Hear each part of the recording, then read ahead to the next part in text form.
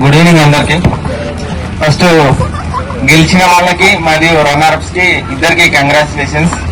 ఎందుకంటే రన్నర్స్ అయినా ఇంత దూరం వచ్చారు కదా, మనకు రన్నర్ వీళ్ళు ఎప్పుడు తెలుస్తుంది అంటే మొన్న ప్రపంచ కప్ లో మనం 10కి 10 మ్యాచ్లు వరుసగా గెలిచి కేవలం ఒక్క మ్యాచ్ లో ఓడిపోయి మనం రన్నర్ గా నిలిచాము.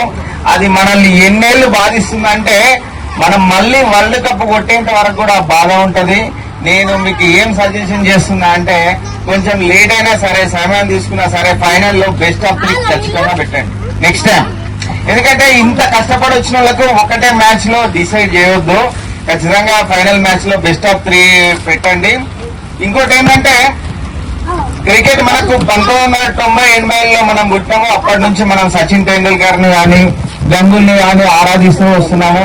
ఇప్పటికి కూడా యంగ్ ప్లేయర్లు అయినటువంటి మన రోహిత్ కోహ్లీని ఆరాధిస్తూ వస్తున్నాము.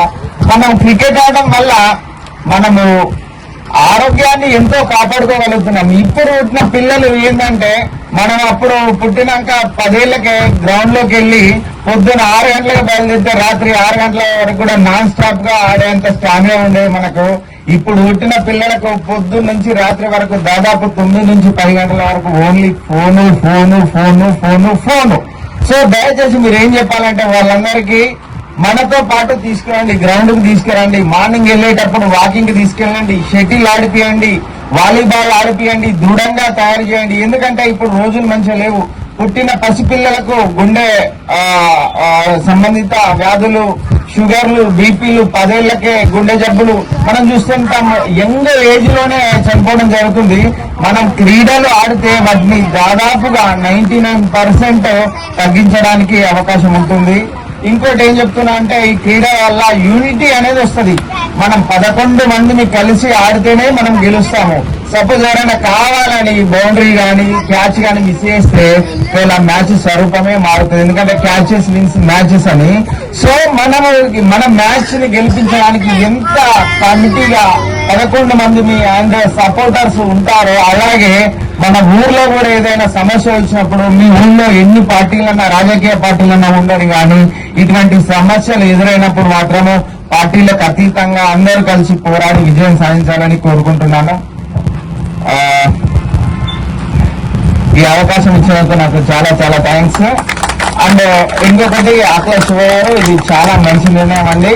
నేను ఇంకొక అడ్వైజ్ ఏమిస్తున్నా అంటే ఓన్లీ క్రికెటే కాకుండా మీరు వాలీబాల్ కానీ షటిల్ కానీ ఏదైతే శారీరక శ్రమ తగ్గించి మన చెమట రూపంలో బయటకు వచ్చి మనం ఆరోగ్యంగా ఉంటామో వాటిని ప్రోత్సహించండి. డబ్బులే కావాలనుకుంటే ఎన్నో యూతులు ఉన్నాయి.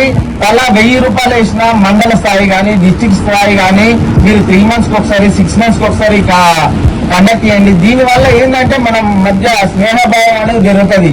ఇతర ఊళ్ళో కానీ మండలాల్లో కానీ ఎక్కడున్నా మన ప్లేయర్స్ అందరం ఒకటైతాము. సామాజిక సేవ కూడా దీని ద్వారా పెంపొందించడం జరుగుతుంది. ఆరోగ్య సమస్యలను పూర్తిగా నశింపజేయాలి. మనం ఫిట్ ఇండియా అని ప్రవీణ్ కుమార్ సార్ ఎప్పుడో గత 5 ఏళ్ల క్రితమే స్థాపించాడు. ఫిట్ ఇండియా అంటే 100,000 కిలోమీటర్లు నడవడం కాదు, రోజు అట్లీస్ట్ 3 నుంచి 4 కిలోమీటర్లు నడిచేయాలి. మనకి ఎటువంటి జబ్బులు రావు జీవితంలో.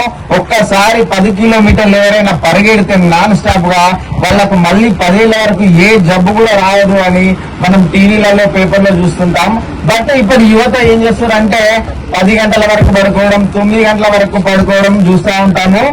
మన పెప్సికో CEO ఇంద్రనీల్ గారు మీకు తెలుసు అనుకుంటా, గత 20 ఏళ్ల నుంచి ఆమె మబ్బుల 3 గంటల 30 నిమిషాలకు మాత్రమే నిద్రలేస్తారు.